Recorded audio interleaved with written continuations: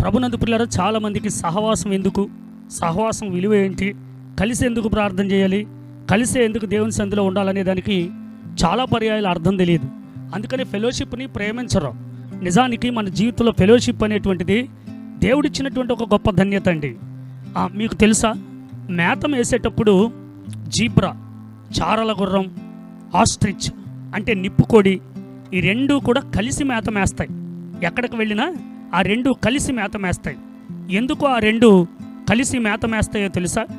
చారల గుర్రానికి చెవులు సరిగా పనిచేయవు, కళ్ళు దూరంగా పనిచేస్తాయి. అలాగే నిప్పుకోడికి కళ్ళు దూరంగా పనిచేయవు, చెవులు చక్కగా వినబడతాయి. దగ్గరలో ఉండేటువంటి అపాయం తప్పించుకోవటంలో ఈ నిప్పుకోడి సహాయం చేస్తే, దూరంగా ఉండేటువంటి అపాయాన్ని గమనించడంలో చారల గుర్రం సహాయం చేస్తుంది. అందుకని కలిసి మేతం వేస్తాయి. ఒకరినొకరు అనే మాట పరిశుద్ధ గ్రంథమైనటువంటి బైబిల్లో చాలా పర్యాయాలు రాయబడింది. ఒకరినొకరు అనేటువంటి మాట సహవాసానికి ఒక స్తంభం లాంటిది. అందుకని ఖచ్చితంగా సహవాసం చాలా ప్రాముఖ్యమైన అనుభవం.